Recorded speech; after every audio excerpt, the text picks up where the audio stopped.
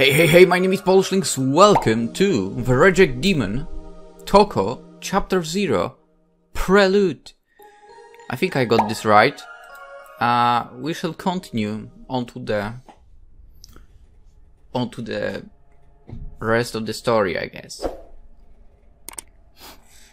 Most young demons are quick to ferry their first soul. It's a rite of passage into adulthood. It's true what they say in the human world, that rock and roll was born in hell. It's an infernal, demonic sex magic? The pinnacle of demon society, a sacred art. There are many kinds of demons in hell, those who barely resemble the primal state from which they came from millennia ago, and those demons who were originally devoid of empathy, who hunted humans. Sometimes it was through consumption, sometimes it was through war, and sometimes it was through sex, but it was always through rock and roll. It's the sacred art of hell, and demons are naturally attracted to the very primal motion music stirs within them, born inside themselves from collecting mortal souls.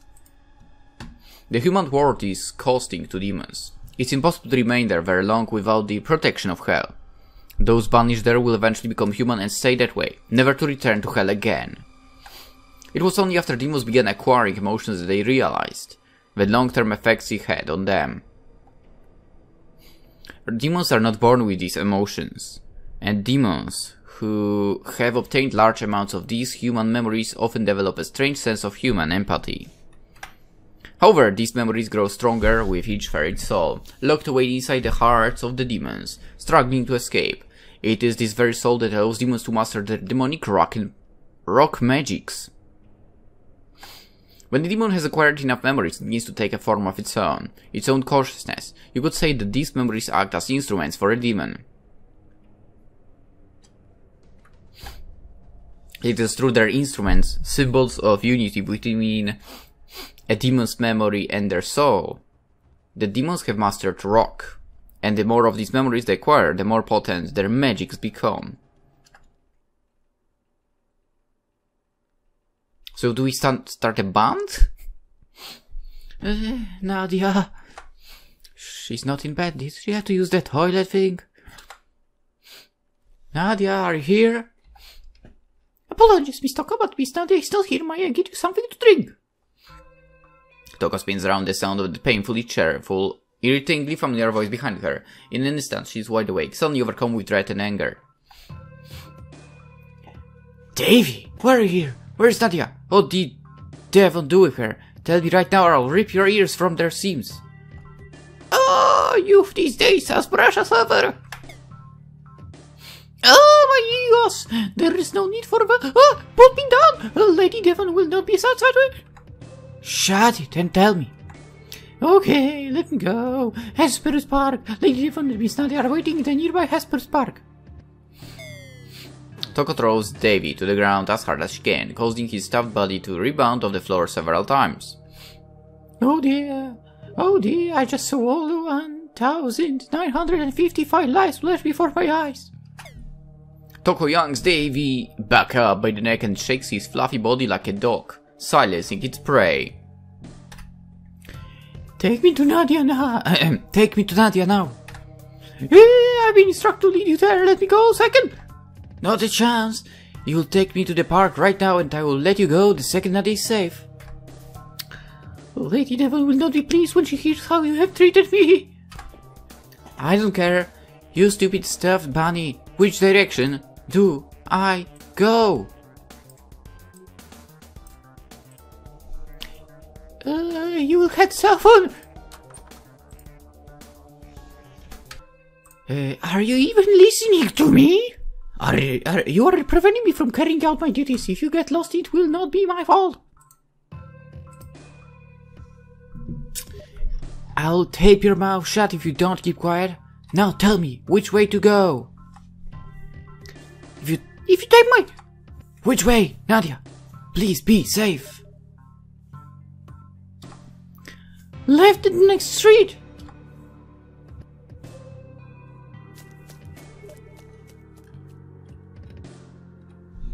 Okay, Davy, we're here. Now, where the hell is Nadia? pair of figures appear atop a slide in the park, silhouetted by the moonlight. Whoa. She's some crazy maniac, isn't she? Hello there, sissy. Glad you could take the time to come out here, bask in the light of Devon, the percussive puppet master. The boast prompts a great chorus of stout bunny puppets, all clapping with devoted rhythm. I know who you are. There's no point in announcing yourself that way. Devon, Toko's irritating older sister. She's always followed by her equally annoying bunny butler, Davy. She gets a penchant for dressing in those silly outfits and pretending to be cute. You'd think a demon as old as her would at her age. Huh. Devon slides down to meet her sister, crunching her heels up on the mulch. It's been so... I don't like her hairstyle. It's been so long and you've gotten so human. What have you done with Nadia? Nothing yet. I was going to harvest her soul. You know, that thing you were supposed to do years ago but never got around to. Devon lifts a hand and gestures to Nadia, who is tied against the jungle gym with jump ropes. Hey, Toko! I'm having a silly dream! Nadia, she's mine! You can't take her so... Toko sprints towards Nadia, but a sudden strike to her lower back causes Toko to stagger forward and fall into the frost-dusted grass, wincing in pain. Pardon me? Nope. Too late, little sissy, didn't you hear? I'll open the contract on Nadia's soul now. Since you're in exile, she's fair game for any demon to take. Should you be glad that I'm the one that's gonna have your precious little girly friend's soul? Better me than some random nerd, right? Nobody's going to have her soul, not you or anyone. And what exactly are you going to do about it? Not only have you never harvested the souls you were supposed to in order to become a big, strong, healthy demon, you're even turning into a pudgy, wimpy human before my very eyes. Boo-hoo-hoo. I can still... I bet you can even beat little Davy. I don't know who's talking anymore. I bet you can't... I mean, Davy, Devon, oh... Whatever, I bet you can even beat little Davy here. I bet he'd beat the snot out of you while balancing a cup of tea on his tiny little head. Okay, she's talking. Come on, Davy, show Toko how stop falling, for a human has made her. I didn't fall for her. A strike from Davy quiets Toko. The teacup he placed delicately on his round, fizzy head stays perfectly still as he punches and strikes, preventing any counterattacks. Toko, when are you going to learn to keep focused? I shouldn't be able to get 2 hits on you in exactly the same way. Shut up already. Once I'm done tearing that idiot apart at the seam, I'll take his stuffing and drum it down your stupid throat. Not bad. Toko staggers to her feet once more, her vision blurred from kissing the dirt too many times today. She's getting really tired of being everyone's punching bag. She turns and takes another step towards Nadia. Once again, an attack sidelines Toko. She falls to the ground, stunned by a powerful kick. The creak of an ancient hellish bunny squeak reverberates through the park. My stuffing would not taste pleasant. I ask that you refrain from suggesting me as a meal. You and your stupid puppets.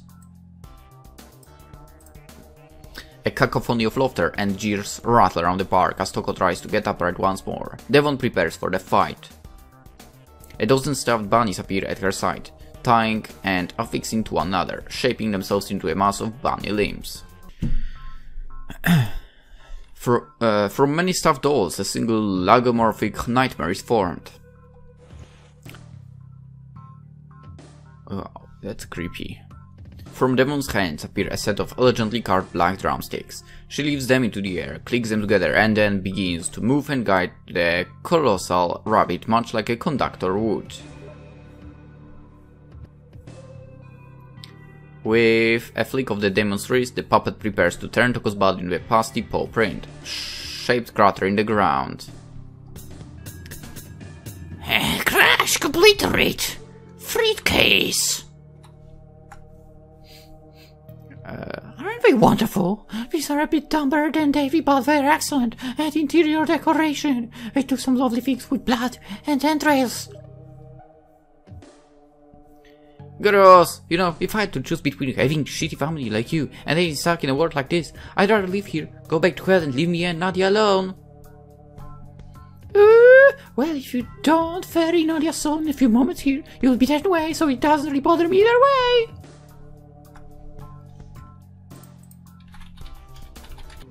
Toko stands up again and limps over to Nadia, who is drifting back and forth between consciousness. Toko, what's going on? I'm sorry, Nadia.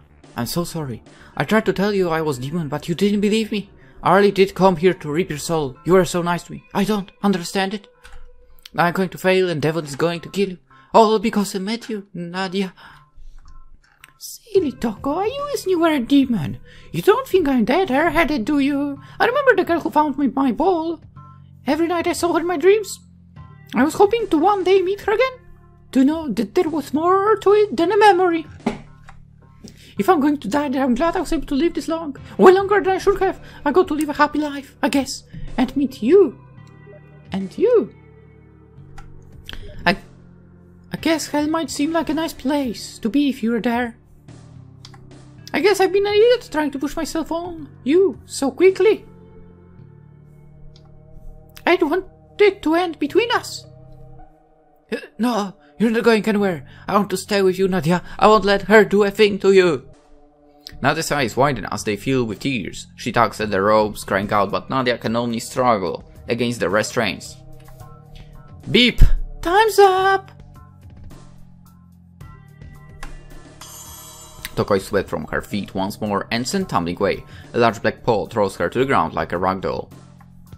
The giant bunny puppet mass under Devon's command piles on the hapless girl, beating her senseless. Toko cannot move, cannot fight, but can merely try to stay conscious by focusing on the cold snow. The feeling that had once been alien to her is now all that keeps her alive. Hold it! Hold it, Davy! Lift her up, please! On cue, the mass of bunnies pulls the limp Toko off the ground, hanging her by her arms. Shush! This is almost embarrassing. I imagine it's thanks to Dad's blood that you're still alive at the moment. Toko, I'm giving you one last chance. Devon leans in and puts her arm around the disturbed and disoriented Nadia. Toko and Nadia look into each other's eyes, both of them full of fear and regret. Fear for themselves and for the one they desperately care for. Regret for being unable to save the other. Nadia! Toko! Leaning in like an old friend about to share some gossip, Devon whispers loudly into Nadia's ear. You know, Toko's a succubus like me, but more of a loser and not as hot. Bullshit! Toko is cuter. Toko twitches at this remark. Nadia never needed to know this. Is that so? Did you do it? Toko twitches and blushes furiously while Nadia only looks more confused than ever. What? Toko? I know. She's all short and scrawny and not very boosty, but I guess she's sort of aesthetically pleasing in a weird modern sort of way, so if so, you know, do. Oh, come on. Shut up! Want to hit that? I can hook you up. She's always been released to please, and I doubt this would be indifferent. At this point, she waggles her brow at Nadia, who only frowns more. Is that a no? She drops her arm away from Nadia's shoulder, feigning disappointment, but her mouth twitches every now and then as if she's holding back a smirk. Wow, that's unfortunate. Well, since that's not going to happen, might as well, just take your soul now. Hey, stop! No, stay away from Nadia! Some say Toko reverberates, something sick and tired of being forced to shut up and remain quiet. Hey, Pipsqueak, can you hear me yet? Devon lets the now still Nadia collapse to the ground. She licks her lips and turns to her sister. See, she's not going to be arrested anymore if you come down here nice and quietly. You can even play a bit more. I mean, before we take her soul. Isn't that what you really wanted? Davy, let her go. Toko falls to the ground in a heap and weakly climbs back to her feet. Still a mass of wobbling knees, she sends a daring punch towards one of the wicked puppets. The power of Toko's demonic heritage is still enough to shred some of the doll's mass, but the second her blow connects, the rest of the puppet already has Toko by the neck. Her face is slammed to grass with one last violent punch. Ah, my neck hurts.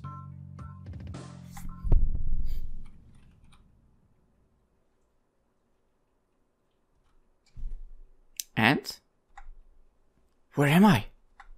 So, is this what dying feels like? Toko lifts her hand. Ooh, that's pretty cool looking. Toko lifts her hand to the air, watching the stars in the sky above her winking out one by one as she's swallowed up by the empty blackness around her. She can still see Nadia's soul. Does she hate that soul for what it demands of her? Or does she love it for what it gives to her?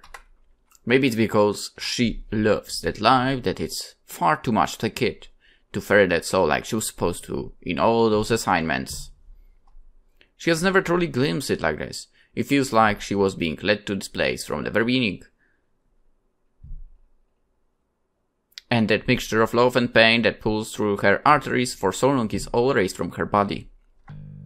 Toko's feelings seem to sink away. Rage, fear, desire. She is not merely dissociating her emotions. They actively separate from her with the twang of a broken string. It isn't a particularly graceful way to go, but something inside her is trying to cling to the unfair gift of her mortality in the back of her head. She hears a distant and long-forgotten voice. Hello! Pay attention to me. If you die, I die too, and I'd rather not have that happen. Suddenly she is brought to reality. Wait, what? Who are you? Funny, this is the penance for being stuck inside a whiny demon like you. Whoa, this is awesome looking. Damn. I've been stuck here for years trying to get your attention. You act like you don't even want to save Nadia. How could you say that? I've been trying to save her this whole time. Oh, you've been running around getting your ass kicked and ignoring me. This is the first time I've heard your voice. Liar! I've been talking to you for years. I decided not to listen to me. Who are you? Seriously, my name is Epiphany. I've been inside you. I am you. Epiphany? Yeah, that's my name. We should have met sooner, but you were too much of a wuss. I don't see a reason to get worked up now for... What did you say, Nadia? Oh, first, don't act all pouty that you're the one that's supposed to save her and all that. You are me, and I am you, and there's no chance of getting away from each other now. Yeah, what do I do? I was hoping you'd say that. After this, we're going to have to talk. Just sing all your sins into me. What? I don't want to sing.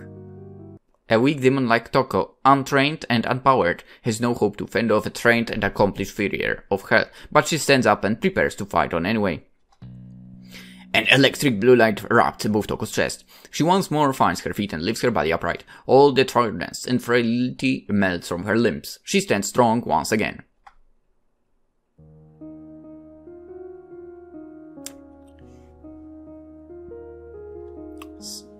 I wish this was not animated. Like with the moving of the body. With the appearance of the supposed demon clothes. It's fine, but this would be a pain. Or I'll just censor the whole screen. I might go the easy way, yeah. This is fine. This is good looking. Rock and roll! Or something like that. She holds her hands over her chest and pulls on the light, slowly drawing out the shape of an ornate electric blue and gold bass guitar, the likes of which have never been seen on Earth. Now, Toko, show me your licks!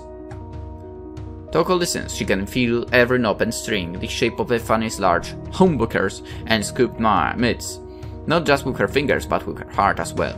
She draws her fingers onto the lowest, thickest string and pulls it. Just as Davy reaches for her again, a shockwave rips through the park, blowing the puppet to pieces. This is good.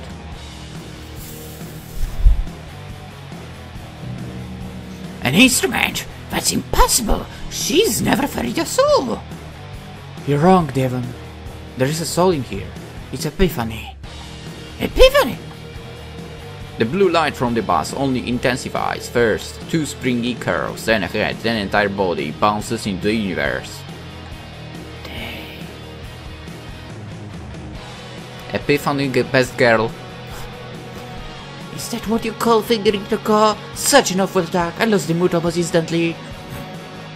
And then before hard shout booms through the park, sultry and confident, Devon and Toko both look up, and sure enough, with both feet flagrantly standing atop the puppets' heads, they find the source of the voice. For once, Devon looks shocked. It manifested itself already? It's absolutely impossible. Now, Toko, sing it to me. Into me, yeah. Toko takes a deep breath and lets out a large scream of frustration, her body shaky and steaming. Tears run down her cheeks as her body almost gives out. What the hell's this? Damn it, Davy, stop already. It was, miss! The mass of bunnies begin to recompile themselves under Epiphany. The rustling of stuffing and toyish bunny squeaking echoes throughout the park as it enters the two giant lagomorphic puppets. Damn it, Devon. You never know when to quit. You were always pushing me too far, always manipulating me and trying to make me do what you want. Not! Sorry. Anymore!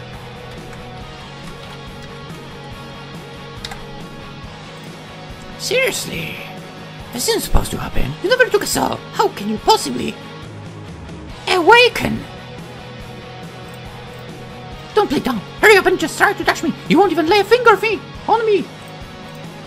Did you forget that I still have an Andean bagger? Before Devon can finish her boasting, Epiphany slips between the puppets and blasts them away with a forceful punch. Devon quickly brings them under control, but Toko is now freed from the danger of death. Do you have some fight left in you, Toko?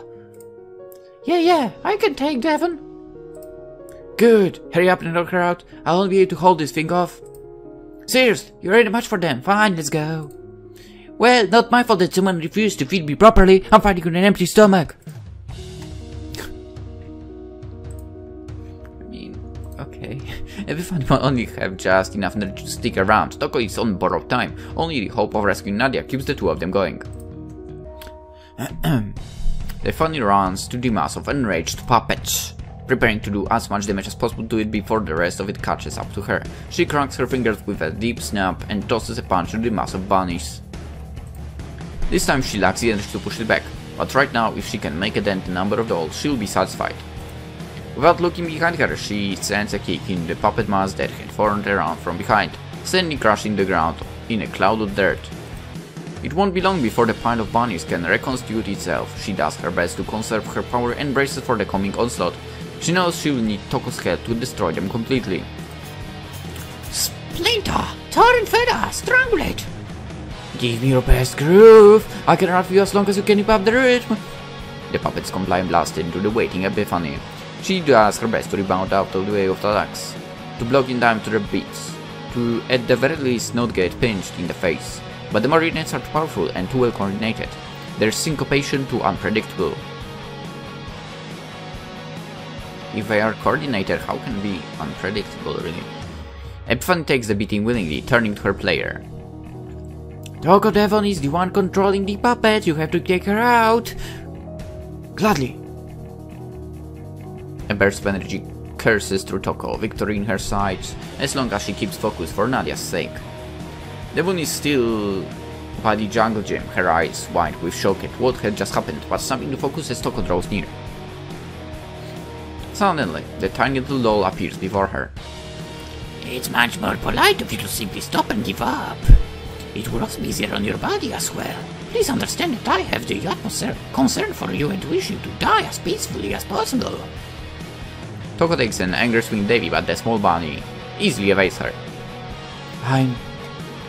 Kick to the stomach. Not. A grab by the ears. Gonna.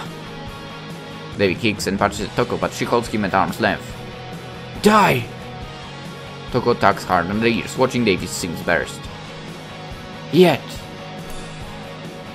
With one final cry, the demon pulls hard and rips this foot rabbit in two. She tosses the piece into the ground, the knight's frostman into exposed stuffing. Instantly the puppets start to crumble and fall apart. Epiphany, who had been fighting them this whole time, heaves with exhaustion as some bunnies sprain from the air and fall lifelessly to the ground. You guys are fucking lame! You're pathetic excuse for a demon with a shitty little instrument. You two shouldn't be able to... Devon pulls out 2 more bunnies from behind her, swinging them about her like flails. Toko, let me take the hit, then you finish Devon off. Got it! Toko bounds upwards, hoping to avoid Devon's attack, while Epiphany sprints across the ground. Don't you think you can just shout your plans like I'm not here? Devon feints and swings the puppets upwards, hoping to slam Toko between them, but the 2 are stopped before they connect. Wait, what Ha! I thought you'd do that. The invisible strings that connected Devon to her puppet mass are firmly within Epiphany's grip. With a grin, Epiphany plucks the bundle of strings, sending deep, punchy vibrations through them. They spin along the strings until finally reaching the puppets. Within an instant, their threads unravel, tearing the bunnies apart piece by piece. Impossible! No one can see my snares! Devon chatters uncontrollably as she tries to grab hold of her head to keep it from vibrating, letting go of those strings as her body shakes violently. You didn't think that we were so low class as to not see how we control these puppets, did you? Night night! Toko takes one last swing of the bus and clobbers Devon over the head, sending her to the ground in an unconscious heap. What a lousy excuse for a demon. But she's my demon. Where's Nadia? Thank goodness she's still alive. Toko runs from the clobbered demon to the unconscious Nadia, still hanging from the ropes. Hey, we just won. A little gratitude here would be appreciated. Aren't you going to celebrate with a crappy one-liner? But I did. I said night. Epiphany only smiles, but at the moment, Toko is just glad that Nadia is still okay. It is only when the fight is over that she realizes the tears pouring down her cheeks, her face red, bruised, and happy. Toko puts her arms around Nadia's body and hugs her close. She notices how cold it has been since leaving the apartment. Epiphany, thank you for helping me, I guess. I'm sorry for ignoring you this long. About time! Shush! Epiphany's body almost immediately dissipates. A demon tail sprouts from the bus in Toko's hand and attaches itself like a strap, wide and flat. I need some rest now. You'd better not forget about me again when I wake up. Thanks, Epiphany. Please get some rest, you've earned it. Toko can only smile to herself, even though it hurts her face as she puts the strap over her shoulder and hangs Epiphany across her chest. She positions her back to Nadia and pulls her legs by her side, carefully trying to hoist Nadia over her back. That will definitely not be comfortable given that the guitar, or should I say bass, and person. I guess I'm gonna be a little bit stronger tonight. Here goes!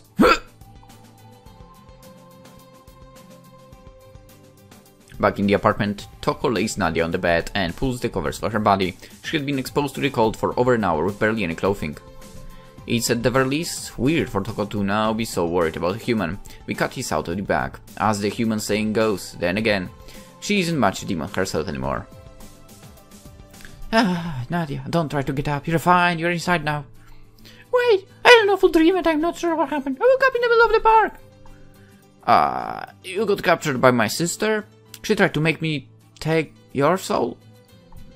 So then, I wasn't dreaming. Then I didn't dream you confessing to me. Toko's bruised and that you dreamed. And the red face becomes even redder as she looks away. She looks at Epiphany, who is resting against a bookcase, and something tells her she's sleeping peacefully now. I guess that really wasn't a dream, no.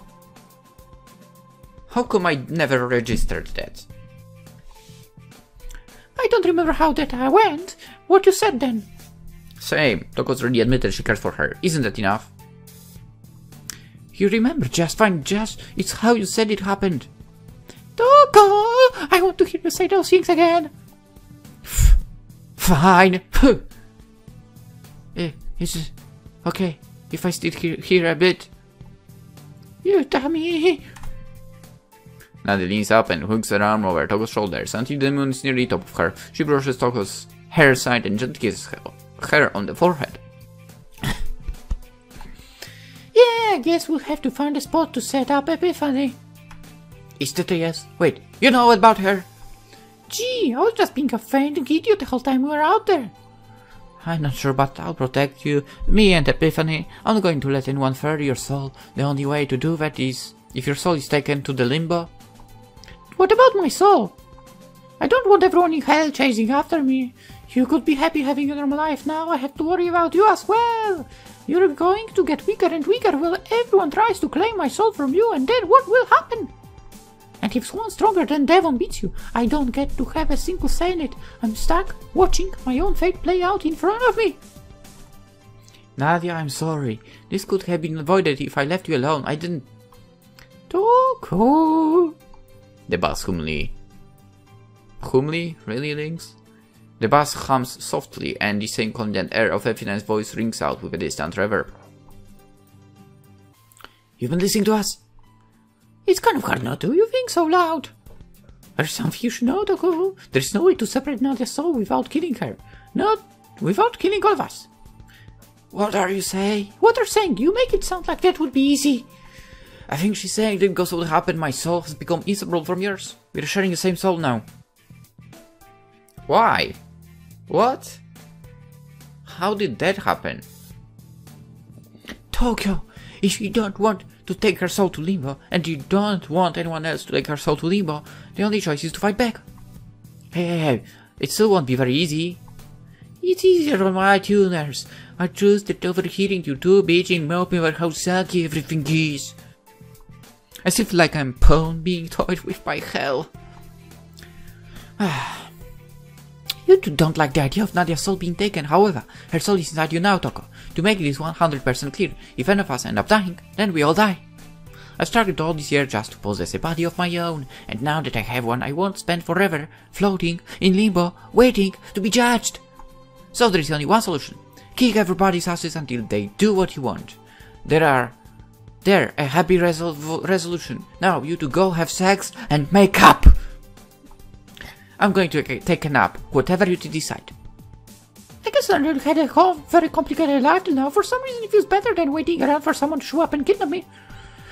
Good, I'm going back to sleep. Feel free to play me anytime, Toko. Don't leave me in a closet getting covered in dust somewhere. I already spent enough time being ignored. I'm utterly exhausted as well. Nadia clings tighter to Toko's back and pulls the demon into bed. Toko is still very unused to this human affection.